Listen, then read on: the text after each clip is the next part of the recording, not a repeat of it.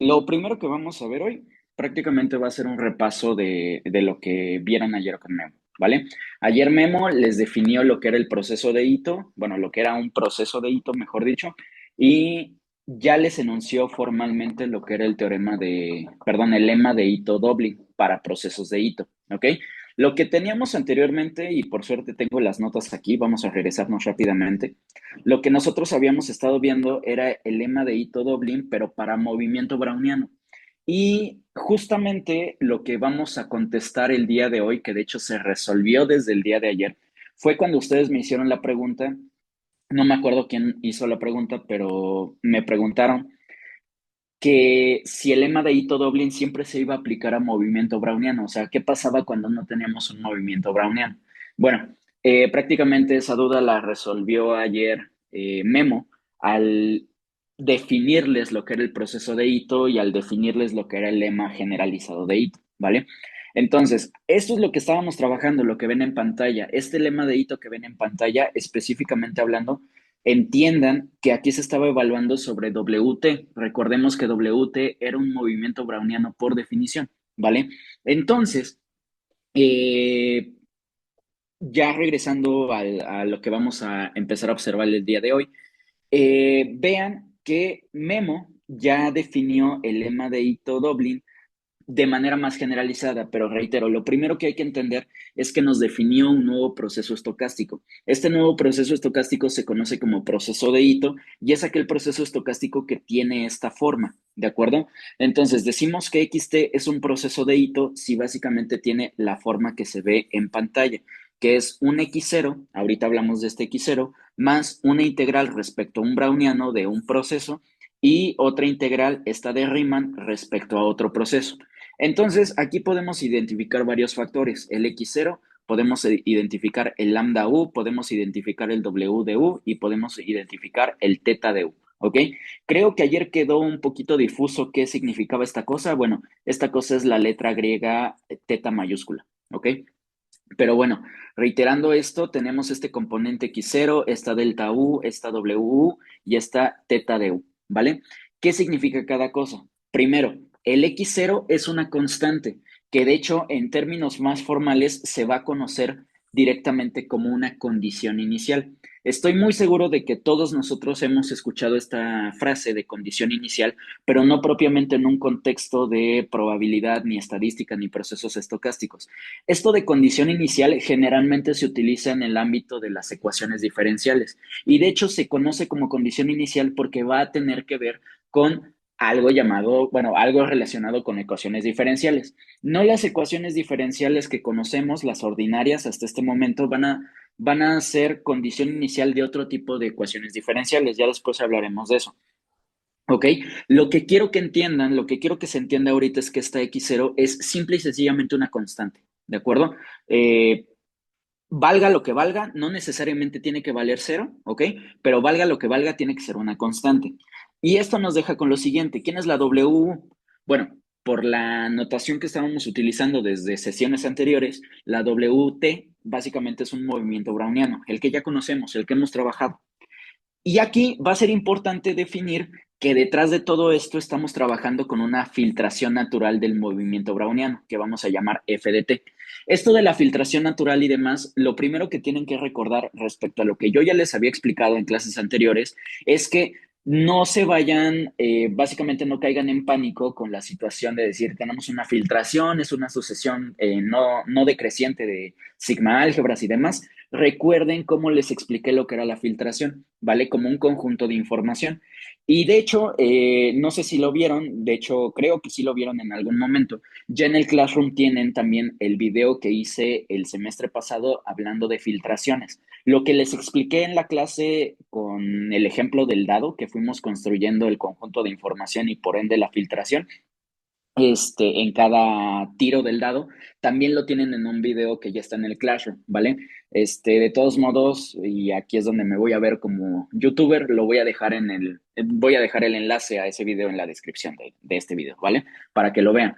Pero no quiero que caigan en pánico de decir, bueno, tengo la filtración, ¿por qué estoy teniendo la filtración y demás? La filtración va a jugar un papel importante eventualmente, pero ahorita nada más tomen en cuenta que es algo que tenemos detrás trabajando para que todo esto se pueda llevar a cabo de una manera teóricamente correcta, ¿vale? Pero es la filtración natural de el browniano, no de XDT, es del browniano, ¿ok? ¿Por qué digo esto? Desde aquí tenemos que tomar conciencia que un proceso de hito se define a través de un browniano, ¿ok? No es como tal bueno, no sé si es correcto decir que es tal cual una transformación de un movimiento browniano, porque a mi parecer siento que no lo puedo nombrar así, pero tiene detrás funcionando un movimiento browniano, por eso es que necesitamos la filtración natural de las Ws, no necesariamente de las XDT, ¿vale? Y esto nos deja con los procesos restantes, los elementos restantes, que sería la delta U y que sería la teta U. Estos simplemente son procesos adaptados a esta filtración natural. Estas cosas pueden ser constantes, estas pueden ser otras variables aleatorias asociadas a otros procesos estocásticos y demás, pero básicamente son procesos adaptados a esta filtración. ¿Qué quiere decir esto? Pues que básicamente con el conjunto de información que yo tenga atrás, voy a poder hacer análisis cuantitativos sobre estas cosas. Pero lo que es importante mencionar, al menos hasta este momento, es que el proceso de hito solamente se define así. Y digo solamente porque, tal y como se los dijo Memo ayer, pues a lo mejor como que la anotación impacta, pero realmente en la práctica, y sobre todo por la forma en que estamos enfocando esta parte de cálculo estocástico en este curso, eh, lo único feo, entre comillas, va a ser la anotación, porque ya después la mecánica de todo el asunto, y esa es una de las dos cuestiones que quiero resolver el día de hoy, toda la mecánica de los cálculos que hay detrás, es algo justamente con esa palabra, muy mecánico. Es algo que simplemente se va a desarrollar siempre y cuando ustedes hagan ejercicios a lo bruto, ¿ok? Así de que hagan ejercicio tras ejercicio y cuando menos se den cuenta ya van a estar resolviendo estas cosas de una manera muy intuitiva, de una manera muy mecánica. Pero una cosa importante a recordar es que a pesar de que así se define el proceso de hito, o esa es la primera definición formal del proceso de hito, lo que realmente nos va a interesar al momento de trabajar con los procesos de hito no es propiamente esta definición, esta visualización, si lo quieren ver de esa manera, del proceso de hito. Lo que realmente nos va a importar en la práctica es trabajar con la versión diferencial o la estética diferencial de este proceso de hito, que es justamente lo que tienen en pantalla hasta abajo. Como les digo, realmente nos va a interesar trabajar con la versión diferencial del proceso de hito XT. ¿Esto cómo se va a ver? Pues básicamente que en lugar de yo tener XT, lo voy a ver como el diferencial de XT, ¿vale? Ya se los había explicado yo en su momento, ya se los explicó Memo ayer en su momento, como básicamente esta es una constante, la diferencia, la derivada de esta constante es cero y por eso es que ya no aparece ese término aquí, porque en la versión diferencial, pues esa constante básicamente no existe, ¿ok? Lo que realmente es importante es visualizar cómo en el proceso de hito, en la primera definición tenemos esta integral y realmente la forma diferencial pasa a ser nada más esto la delta t respecto a WT, ¿vale? Diferencial con respecto a WT. Y esta integral pasa a ser simplemente este sumando, que sería teta t respecto a t, con la diferencial respecto a t. ¿Ok? Entonces, esta versión diferencial es la que realmente vamos a ocupar en la práctica porque es muchísimo más amena de trabajar, tanto en notación como en un poquito la intuición, sobre todo cuando lo queremos aplicar a términos financieros, ¿vale? Esa es la segunda cuestión que voy a resolver el día de hoy. ¿Cómo vamos a, de alguna manera, enlazar estas formas diferenciales a una interpretación un tanto más financiera que realmente de cálculo estocástico? Pero me estoy adelantando todavía. Simplemente es entender que cuando hablamos de procesos de hito, lo que me va a importar realmente en la práctica es trabajar con estas formas diferenciales. Y de hecho, si se dan cuenta, como que hasta visualmente, salvo que sean raritos y les gusten mucho las integrales, yo soy más team derivada. La verdad es que estéticamente esto se ve un poquito menos imponente que esto.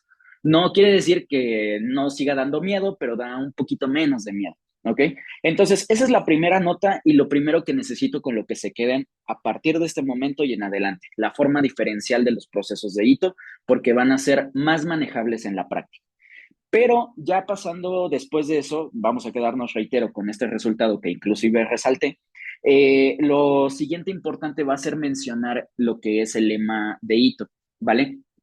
¿Qué quiere decir esto? Pues que básicamente si yo tengo un proceso de hito llamado XT y yo tengo una función f de tx, es decir, una función que va de R2 a R, ¿ok?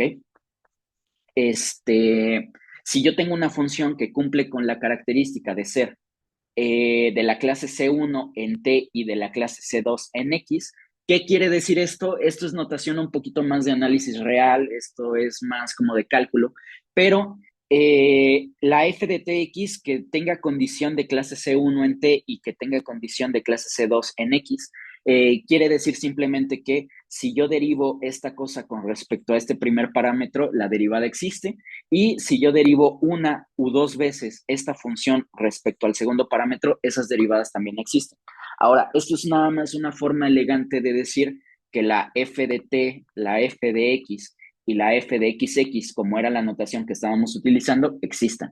Es una manera más formal de decirlo, ¿vale? Entonces, si yo tengo una función cuyas primeras derivadas existen y la segunda derivada con respecto al segundo parámetro existe, y además de eso, yo voy a definir un nuevo proceso estocástico a partir de este proceso de hito de la forma que y de t sea como esta función valuada en t y en xt, entonces voy a tener una forma de encontrar la versión diferencial de ese nuevo proceso y de t, ¿de acuerdo? En palabras más simples, si es que lo que voy a decir de alguna manera resulta un poquito más simple de entenderlo, lo que me están diciendo es, yo tengo un proceso de hito, esto de alguna manera ya lo tengo propuesto, ya me lo dan definido, ¿ok? Y yo voy a definir un nuevo proceso a partir de una transformación de ese proceso de hito. Lo que me dice el lema de hito Dublin es que básicamente yo voy a tener una forma de encontrar una expresión para esta de YT, ¿ok? Que en otras palabras nada más es la forma diferencial de esta función valuada en T y XT. Y eso es básicamente una analogía, y digo analogía entre comillas porque realmente se debería de decir que es una forma más generalizada de lo que estábamos trabajando con el lema de hito para movimiento browniano, pero es algo que ya inclusive, si se dan cuenta, nos suena bastante familiar, al menos a la vista, aunque sí hay algunas cosas que hay que remarcar porque sí hay una cosa relativamente diferente a lo que estábamos trabajando anteriormente. Si nosotros recordamos el lema de hito para movimiento browniano, y aquí me van a disculpar para no tener que escribirlo todo, voy a escribir sobre esta forma. Lo que nosotros teníamos para el lema de hito cuando nosotros utilizábamos solamente movimientos browniano es que básicamente aquí tenía WT. Básicamente era la misma notación para este primer sumando, pero estaba avalando en T y WT. Para el segundo sumando tenía TWT, pero aquí tenía la diferencial con respecto a WT. Eso era, reitero, en el caso del lema anterior. Y este término es el que verdaderamente cambia un poquito más respecto a lo que tenía anteriormente. Primero tenía esta misma segunda derivada, solamente que evaluada en WT en lugar de XT. Y aquí, en lugar de tener esto, tenía con respecto de T. Con respecto de T tenía primero una justificación detrás y era el hecho de que dt era básicamente una forma elegante de escribir la diferencial respecto a wt al cuadrado, o lo que sería lo mismo, la diferencial respecto a wt y la diferencial con respecto a wt. Eran analogías, eran básicamente igualdades. Entonces, en lugar de tener esto en el lema de hito para movimiento browniano, tenía esto, ¿vale? Y aquí es donde verdaderamente el lema un poquito más generalizado es donde está cambiando. Pero si nos vamos a la parte donde les decía que anteriormente el DT lo manejábamos como una reexpresión de DWT, DWT, pues básicamente estamos teniendo lo mismo. Si estamos teniendo lo mismo en esqueleto, solamente que ahora en lugar de tener DWT y DWT, tengo DXT y DXT. Esto también lo pueden escribir como DXT y todo esto al cuadrado, ¿ok? Entonces, son como que estas analogías que por favor no quiero que pierdan, porque básicamente del lema de Ito para movimiento browniano ya hicimos varios ejemplos, tienen los videos en el Classroom, ¿vale? Entonces, esto es lo que me dice el lema de Ito. Vuelvo a reiterar, solamente me está diciendo que si yo estoy definiendo un nuevo proceso a partir de una transformación de un proceso de Ito, el lema de Ito lo que me da es una forma de encontrar una expresión para la forma diferencial de Y de T. Entonces, ¿qué quiere decir esto? Que si nosotros en la práctica necesitamos aplicar el lema de Ito, solamente voy a necesitar seguir de cierta manera la misma mecánica que seguía anteriormente, ¿ok? Salvo por esta cuestión que ahorita la vamos a resolver. Lo que voy a hacer entonces a continuación, una vez que recordamos el lema de Ito Doblin, es que vamos a aplicar el lema en un ejemplo para ver cómo es la mecánica de todo el asunto. Ahorita nada más voy a hacer un ejemplo, pero lo voy a hacer paso por paso para que quede lo más ilustrativo posible, ¿ok? Y ya después, si me da tiempo, les voy a grabar yo por mi cuenta un video con unos dos ejemplos más, tres ejemplos más, pero también básicamente el hacerles ejemplos de nueva cuenta a ustedes, nada más es la mitad del trabajo o inclusive menos de la mitad del trabajo porque ustedes van a tener que practicarlo eventualmente con la guía que les subamos. Ya esa guía no pasa de el final de esta semana que va a estar dentro del claro, ¿ok? Pero bueno, vamos a lo que nos compete ahorita. Vamos a hacer el ejemplo. Entonces, reitero, este nada más va a ser un ejemplo por el día de hoy, pero vamos a hacerlo lo más desglosado posible para que se vaya entendiendo la mecánica. Lo primero que estoy haciendo con este ejemplo es que me están diciendo, sea XT un proceso de hito, es decir, ya me lo están proponiendo, de tal manera que este proceso de hito se ve de esta manera. Ojo, no forzosamente, aunque es habitual, no es forzoso que me vayan a dar los procesos de hito en su forma diferencial, ¿ok? En este caso me están diciendo que este proceso de hito se ve de esta manera. Volvamos rápidamente a cómo se ve el esqueleto de esta manera. Si se dan cuenta, me están proponiendo dos integrales, la suma de dos integrales, de esta manera. Vamos de nuevo a cuenta el ejemplo. Me están proponiendo esta primera integral, que sería la parte donde yo tenía delta U con respecto a W, ¿vale? Y me están proponiendo esta otra integral, que sería la parte donde yo tengo teta de U con respecto a U, ¿vale? Esos son las dos integrales que componen este proceso de hito. Ahora, uno podría decir, bueno, no me están dando el X0 y el X0 era parte del esqueleto general de este proceso de hito. No pasa nada porque implícitamente me lo están dando. En este ejemplo en particular, y sí quiero hacer hincapié de que en este ejemplo en particular nada más, la X0 pues me está valiendo cero y por eso no le están escribiendo. Pero reitero, me están dando el proceso de hito de la forma en que el esqueleto de la definición me lo estaba pidiendo. Y además de eso, vean, este proceso de hito está definido en términos de dos componentes, sigma S y alfa S. Bueno, teóricamente son dos procesos, alfa T y sigma T. Y aquí me están diciendo que son procesos adaptados, ¿ok?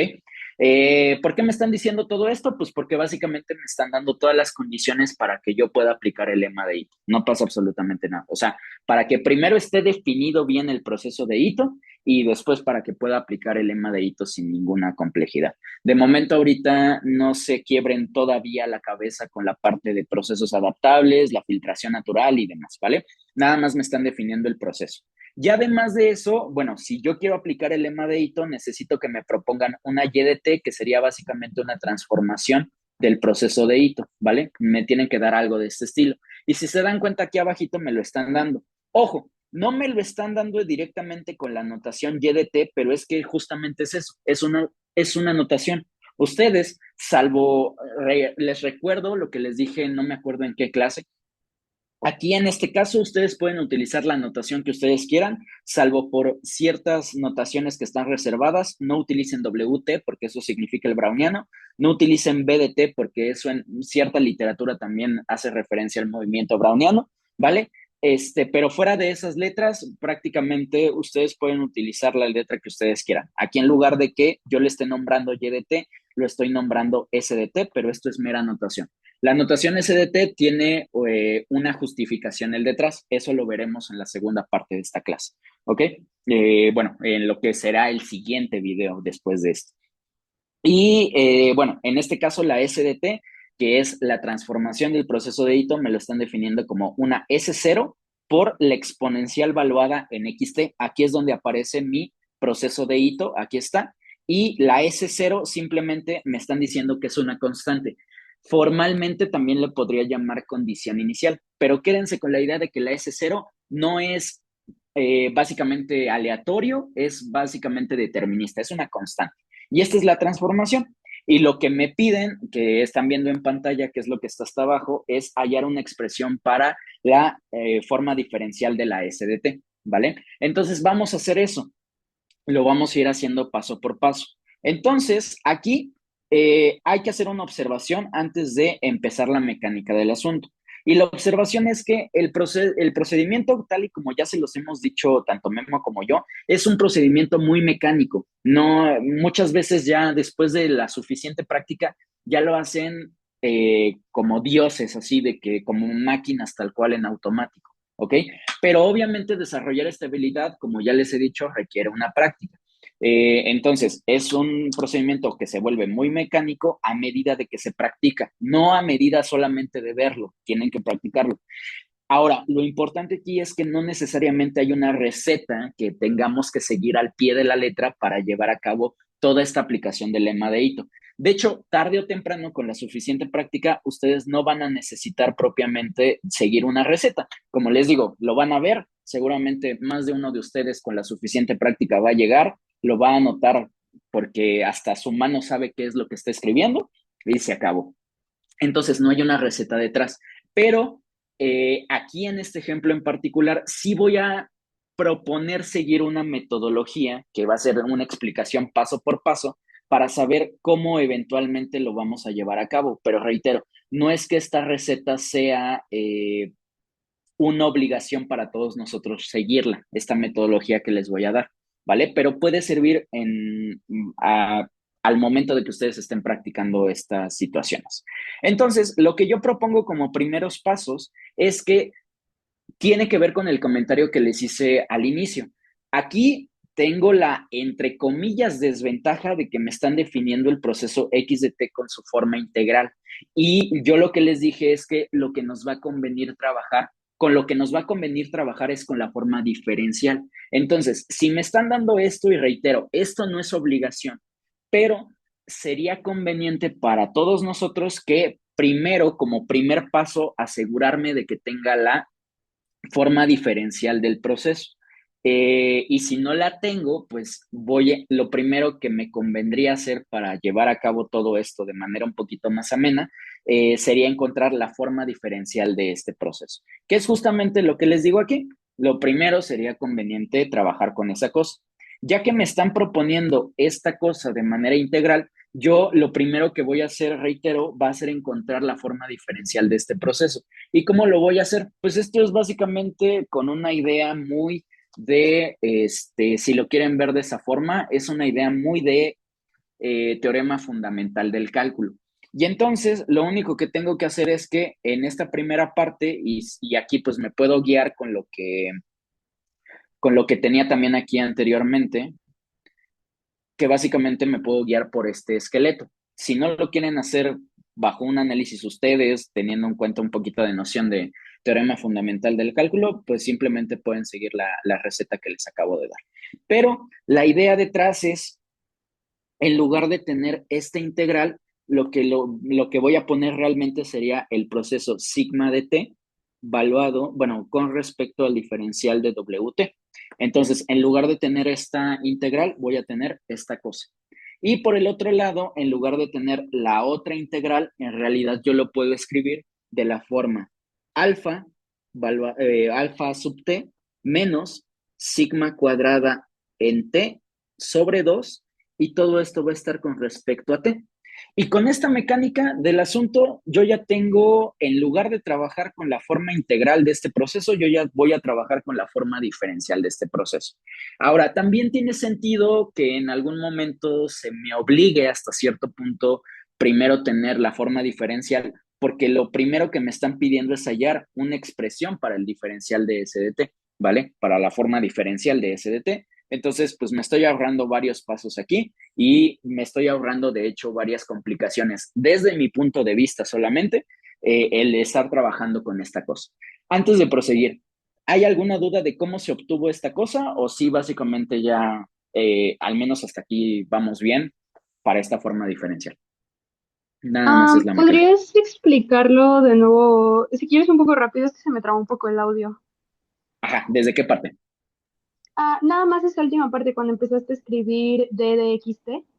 Ok, lo que pasa es que aquí, en lugar de tener una integral, voy a tener nada más, si lo quieren ver de esa manera, y esto no, este es el comentario más informal que puedo hacer, pero si lo quieren ver de esa manera, en lugar de tenerlo como con esta integral, solo voy a agarrar lo que está dentro de esta integral, pero lo voy a poner valuado en t, ¿vale? ¿Por qué? Porque es el límite superior de esta integral, ¿vale? Y en esta parte, en lugar de tener esta integral, voy a tomar lo que está dentro de esta integral y lo voy a evaluar simplemente en t, ¿vale? Esa es la mecánica del asunto.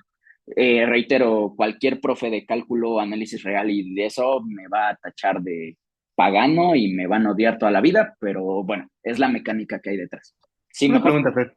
¿Y no Dime. tendríamos que igualar, bueno, igualar en el cero? Bueno, restarle y evaluar Ah, por teorema fundamental del teóricamente, cálculo. teóricamente sí, pero básicamente cuando tú evalúas en cero, tendrías, fuera de lo que puede valer aquí y aquí, tendrías con respecto a W cero y con respecto a D cero. Y esas cosas se hacen cero, ¿vale? Sí, sí, Va sí. que va. Entonces, ¿sí quedó un poquito más claro, Macbeth? Sí, gracias. Entonces, por ejemplo, si en el límite inferior tuviéramos algo distinto de cero, ahí sería la diferencia. Exactamente, justamente así, Ok, ¿vale? gracias. De nada.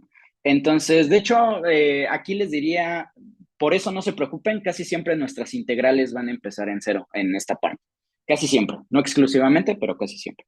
Entonces, bueno, demasiado hablar generalizado. Este es nada más para este ejemplo. Si no hay dudas con esto, vamos a proseguir una vez que yo ya tengo la forma diferencial de esta parte. Ahora, importante aquí, si me regreso al lema de Ito, vean que prácticamente lo que expliqué aquí va a aparecerme tarde o temprano esta cosa.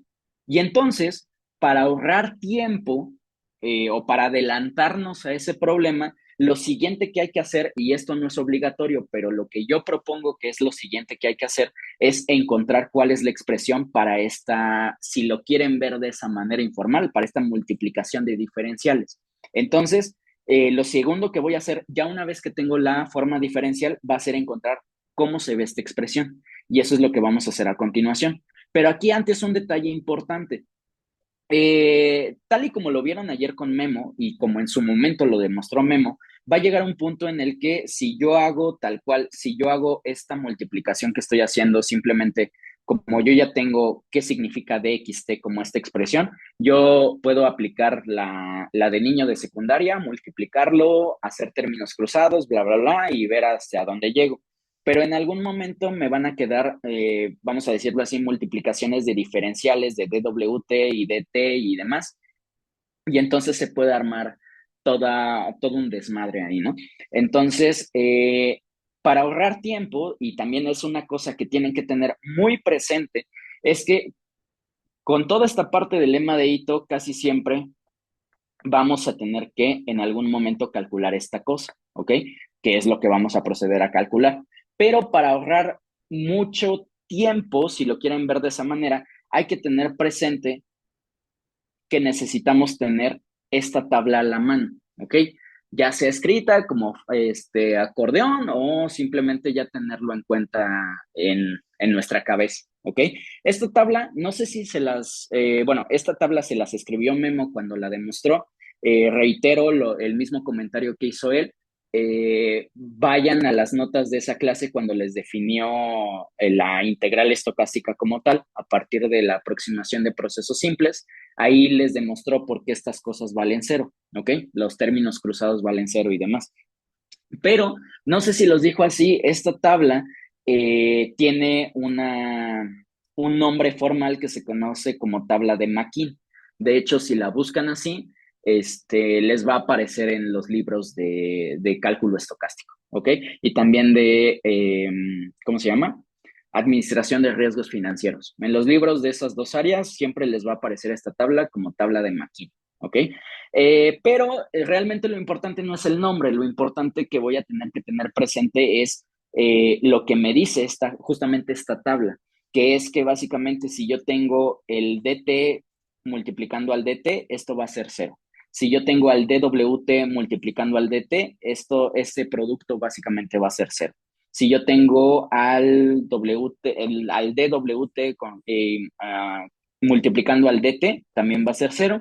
Y la única diferencial que va a sobrevivir en ese aspecto sería el DWT multiplicando al DWT, que ya sabemos, por lo que ya manejamos anteriormente y se los acabo de decir también anteriormente, si yo tengo esto, básicamente esto se traduce así. Básicamente esto se traduce a verlo como DT y tiene que ver, tal y como se los explicó Memo también ayer, y no me van a decir que no, porque sí lo vi, también les explicó Memo que eso tiene que ver con la variación cuadrática del Browniano, ¿vale?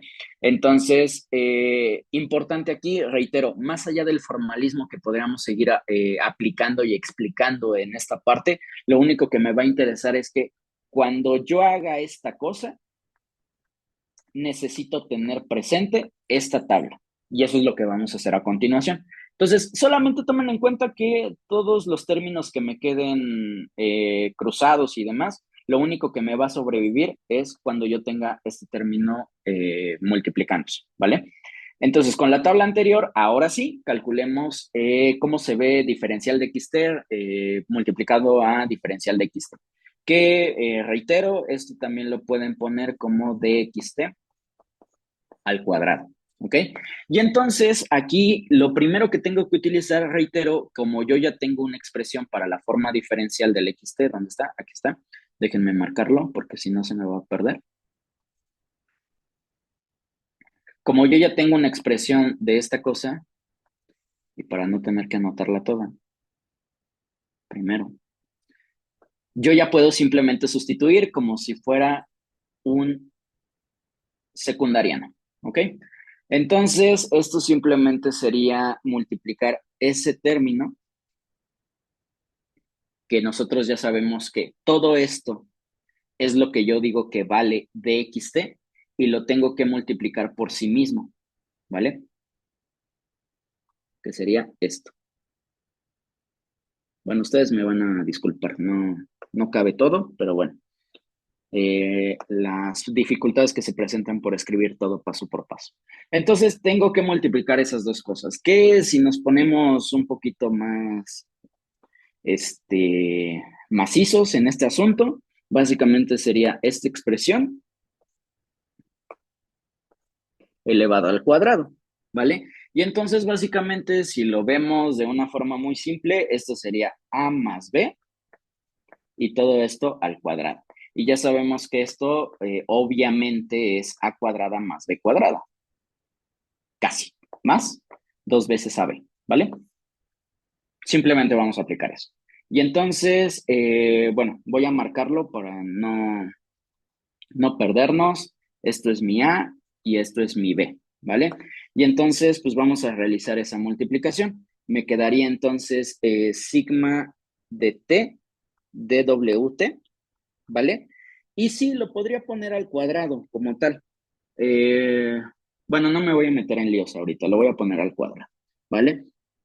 Más 2 veces, que sería el primero, que sería sigma T DWT, por el segundo, que sería alfa T, menos sigma cuadrada T sobre 2, con respecto de T, ¿vale? Más el cuadrado del segundo, que esto sería AT menos sigma cuadrada T sobre 2 dt y todo esto al cuadrado. Entonces, así es como me quedaría si simplemente yo aplico esa cuestión, ¿vale? Los voy a marcar con colores para que no se me pierdan, pero básicamente fue lo que hice, fue a más b al cuadrado, ¿vale? Y entonces, si se dan cuenta, aquí como que parece ser que ya me compliqué la existencia porque me quedan un montón de cosas que uno dice como de, ok, ¿qué voy a desarrollar todo esto y voy a eliminar y que no sé qué? O verdaderamente se eliminan cosas y demás. Y aquí es la parte donde tenemos que empezar a tomar conciencia de la tabla de McKean, ¿ok? ¿Por qué? Aquí no voy a hacer el análisis completo y bueno, van a tener esta grabación, repítanla cuantas veces sea necesario y si sigue habiendo dudas me avisan para explicarlo ya un poquito más a detalle, pero aquí por cuestiones de tiempo no lo voy a hacer. Más allá de hacer esta multiplicación de términos y demás y ver hasta dónde llego, nada más quiero que se fijen en las diferenciales. Como se están multiplicando, en algún momento me va a quedar lo que sea que multiplique, pero multiplicado por dt por dwt. Me queda este término cruzado.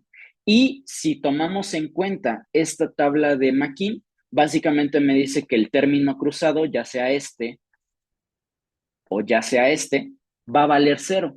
Entonces, no importa lo que pase cuando yo multiplique este sigma t por todo esto por el 2, eventualmente la idea es que nada más me tengo que fijar en los diferenciales y esto me va a quedar, reitero, dwt por dt y por la tabla de McKean esto va a ser cero. Y entonces todo este término va a ser cero por la tabla de McKean. Entonces vean que me estoy ahorrando un montón de cálculos innecesarios para que al final todo sea cero. Vamos a ver esta parte. Esta parte sería este término al cuadrado. Si lo quieren ver de esa forma, pues sería esta cosa al cuadrado que multiplica a esta cosa al cuadrado. Y aquí lo que verdaderamente me va a importar primero es analizar, entender que me queda este término al cuadrado que se puede ver como dt multiplicado por dt. De nueva cuenta, vuelvo a la tabla de McKean. Vean que si yo multiplico dt por dt, este término me da cero. Y entonces, ¿qué quiere decir esto? Todo este término que me queda dt al cuadrado, que reitero que esto es dt por dt, por la tabla de McKean, esto es cero. Y entonces toda esta cosa vale cero y me evito de hacer cálculos innecesarios. Entonces, por eso es importante tomar conciencia de esa tabla, porque vean cómo me está ahorrando directamente toda esta noción de cálculos que yo podría hacer, pero sería desgastarme en tiempo, desgastarme en fuerza, desgastar hojas, no lo voy a hacer. Entonces, esto es justamente una de las cosas que quiero exhibir que es importante que tomen en cuenta que se van adquiriendo con la práctica. Para estos cálculos no necesito hacer todas las multiplicaciones como tal, como a lo bruto. De primero, ya una vez que tengo esto, voy a analizar los términos de las diferenciales que me quedan multiplicadas. Y gracias a esto, yo ya sé que esto es cero, yo ya sé que esto es cero. ¿Ok?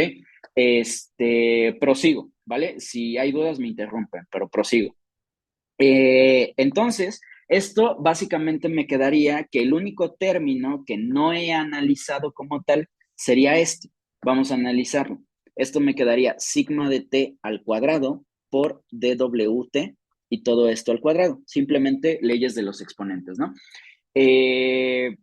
Vamos, yo pude haber hecho pues básicamente ese mismo análisis que hice con estos dos aquí, pero entendiendo que este ya es cero y este ya es cero, nada más me voy a dedicar a analizar este. Entonces, esto me queda en términos un poquito más detallados, me quedaría sigma de t al cuadrado por dwt por dwt, ¿ok? Y de nueva cuenta, aquí me queda un término que tengo que analizar con la tabla de McKean. Me voy con la tabla y me queda que dwt por dwt es simplemente dt. Esto no se hace cero, pero se hace más fácil. Y entonces, ¿qué es lo que me queda? Por la tabla de McKean, me queda que esto sería sigma t al cuadrado con respecto de t, por lo mismo que ya señalé con esta cosa. ¿Ok? Y vean que todo ese cálculo que yo pude haber hecho a lo bruto, me lo ahorré un montón simplemente viendo los diferenciales y utilizando la tabla de McKean. Conclusión de todo esto, todavía no acabamos, porque solamente son los primeros pasos. Pero bueno, dxt por dxt, que también lo puedo ver como dxt al cuadrado, esto ya es cosa completamente suya, personal, cuál de las dos notaciones quieren utilizar. Yo personalmente prefiero esta. Esto simplemente va a ser por lo que ya encontramos, sería sigma cuadrada t con respecto de t. Y esta es la parte que yo voy a necesitar contemplar para el cálculo. Y con esto, básicamente, uno podría decir, pues ya acabé los primeros pasos. Ya me aseguré de tener la forma diferencial de la XT, que es el proceso de Ito, y yo ya me aseguré de calcular esta DXT, DXT, que sería esta cosa. Entonces, todavía no he acabado porque básicamente a mí me están pidiendo, no hay que perder de vista, a mí me pidieron esto y tengo que aplicar el lema de Ito, todavía no lo he aplicado. Pero antes de aplicarlo, ¿dudas hasta aquí con esto? No. Ok.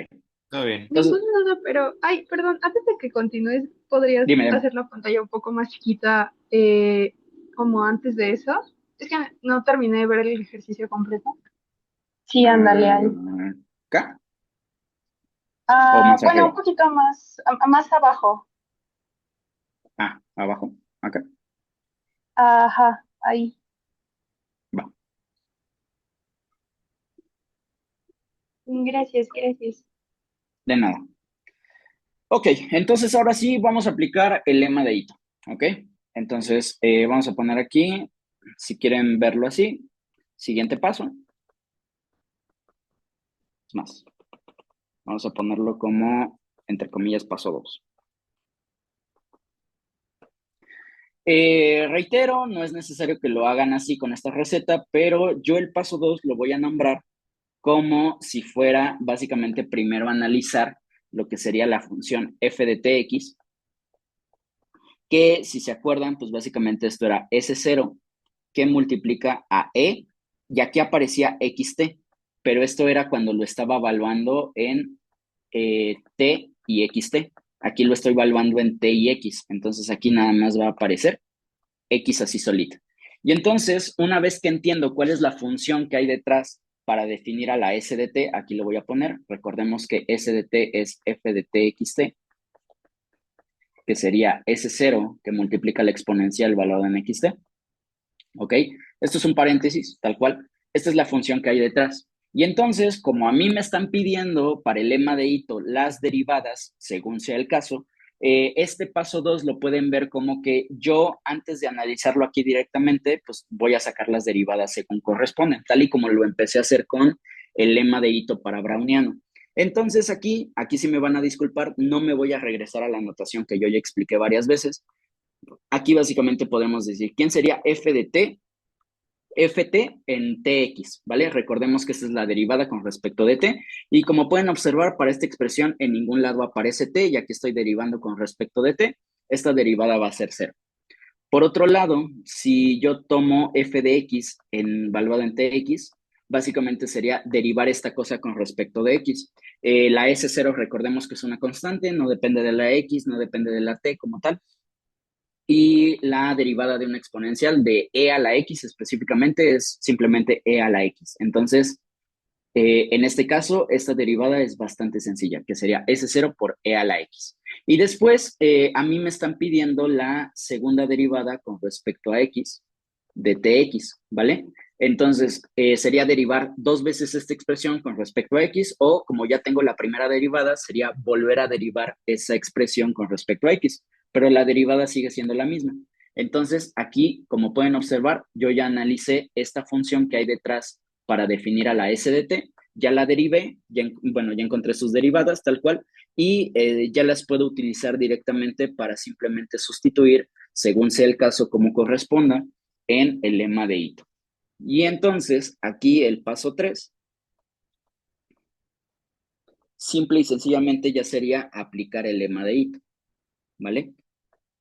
Y entonces, ¿qué es lo que me dice el lema de Ito? Me dice que DST, vamos a regresar directamente a donde lo enunciaba, me dice que, recordemos que esto es mera anotación, ya no tengo y de t, pero tengo DST. Entonces me dice que DST es igual a la primera derivada con respecto a t evaluado en t y xt con respecto de t, a la primera derivada con respecto a x evaluada en txt con respecto a xt, y a un medio de la segunda derivada evaluada en txt con respecto a dxt de xt. Aquí es donde voy a simplemente utilizar lo que yo ya calculé anteriormente. Entonces, voy a seguir este esqueleto tal cual y lo voy a escribir ya con la anotación que corresponde. En este caso lo voy a escribir primero completo y ya después sustituimos. Esto sería entonces la f Esto sería ft valuado en tx, perdón, no, valuado en txt con respecto de t, más f de x valuado en txt con respecto a xt, más un medio de la fxx valuado en txt, y aquí, para que quepa, no, sí cabe, por la diferencial de xt por la diferencial de xt. ¿Ok? Esta fórmula del lema de Ito también, a medida de que ustedes la vayan practicando y entiendan esta mnemotecnia que les voy a decir, ya la tienen que saber enunciar muchísimo más rápido. Si aquí tengo la derivada con respecto de t, necesita aparecerle el diferencial de t. Si aquí tengo la derivada con respecto de x, aquí necesita aparecer la derivada del segundo término con respecto a xt. Y si aquí tengo dos derivadas con respecto a x, aquí tiene que aparecer dos veces el diferencial de la segunda entrada. Esa es la mnemotecnia detrás para enunciar esto bastante rápido. Entonces, este es el lema de Ito tal cual, y yo lo único que ya voy a hacer es, como yo ya tengo estos esqueletos de las derivadas, simplemente voy a sustituir con la evaluación que corresponda, ya no en x, sino ya en xt, ¿vale? Entonces, la primera derivada, vean que yo la obtuve aquí arriba y para cualesquiera t y x vale 0. En particular, para estos t y xt también va a valer 0. Y entonces, este primer término sería 0 con respecto de t, ¿vale? Más la primera derivada con respecto a x sería esta expresión, pero la tengo que evaluar en xt. Entonces, esto sería más s0 por e a la xt, y esto con respecto a xt, ¿vale? Y más un medio de la segunda derivada evaluada en xt, que resulta ser exactamente esta, y entonces más un medio de S0 por e a la xt por el diferencial de xt por el diferencial de xt, ¿vale? Y aquí es donde ya voy a empezar a eliminar algunos términos y hacer una notación más compacta aún. Ahora, no quiero que pierdan de vista lo siguiente. Vean que tengo esto y vean que tengo esto, ¿de acuerdo? Entonces, lo primero que voy a hacer es compactar esta notación. ¿Quién sería S0 multiplicando a la exponencial valuada en xt? Si nos vamos a la definición de mi st, justamente era eso. Es S0 por la exponencial de xt. Aquí tengo, esta es la definición de st. Y si nos vamos de nuevo a cuenta lo que me quedó, aquí tengo S0 por la exponencial de xt. Toda esta cosa le puedo llamar st y a toda esta cosa le puedo llamar st. Entonces, eso va a ser el primer cambio que voy a hacer para compactar la notación. Este término ya no lo voy a escribir y esto me quedaría st con respecto a xt más un medio de st con respecto a xt con respecto a xt. Y ahora, prácticamente aquí yo ya podría dar medio por terminado, pero no estaría completo, porque si se dan cuenta, ¿qué es lo que hice aquí? Yo ya tengo esta expresión y yo ya tengo esta expresión, porque fue lo que yo calculé como primeros pasos. Aquí yo ya tengo el dxt y aquí yo ya tengo el dxt de xt. Y entonces voy a sustituir esos valores, que de hecho lo voy a poner con los códigos de colores que yo ya había utilizado. Este fue el que nombré en naranja y este fue el que nombré en amarillo, ¿vale? Y entonces simplemente voy a sustituir por lo que sea que signifique que es dxt. Y entonces S de t, ¿quién era la forma diferencial del proceso de Ito? Era en este caso sigma t dwt más alfa t menos sigma cuadrada t sobre 2 con respecto a dt. Toda esta cosa que estoy marcando en amarillo era básicamente lo que valía el dxt. Y si no me creen, vamos a regresar rápidamente. Vean que tengo sigma t con respecto a wt y el alfa t menos sigma t cuadrada, bla, bla, bla, con respecto a t. Simplemente lo sustituyo. Y aquí me va a quedar más un medio de st. Y ahora sí nada más voy a sustituir por lo que sea que obtuve en dxt. Y este es más ligerito porque nada más era esto, ¿vale? Y entonces le voy a poner aquí que era sigma cuadrada t con respecto de t, ¿vale? Esto era lo que estaba en naranja. Ya simplemente voy a escribirlo de una forma un poquito más compacta, solamente un poquito más compacta. ¿Qué es lo que voy a hacer aquí? Bueno, si se dan cuenta, aquí tengo ST y aquí tengo ST, ¿vale? Entonces, primero voy a factorizar el ST de esta expresión.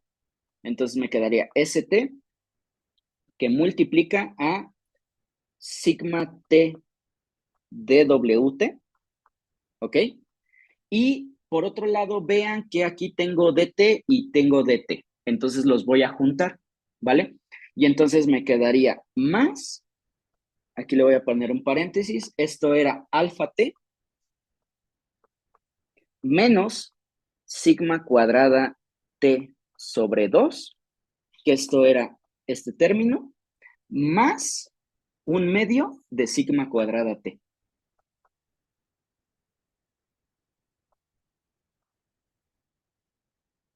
sobre 2, ¿cierto? Y todo esto es lo que está multiplicando a DT, ¿vale? Y entonces, repito, ¿qué es lo que hice? Ambos sumandos tenían ST, lo factoricé y simplemente junté los factores que tenían asociados DT, ¿vale? Ya casi acabo, al menos esta primera parte. Entonces, ya nada más si se dan cuenta, este sigma cuadrada T medios se va con este sigma cuadrada T medios, adiós. Y entonces, ¿qué me queda? Me queda ST que va a multiplicar a sigma T DWT más alfa T dt. Por lo tanto, la forma diferencial de ST se puede ver como ST que multiplica a sigma T DWT más alfa T dt. ¿De acuerdo? Y con esto, ahora sí, yo ya acabé.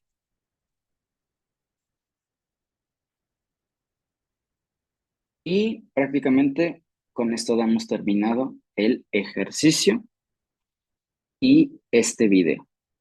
Antes de terminarlo, ¿hay dudas hasta aquí? Sin dudas. Perfecto. Está bien. Entonces, así quedó.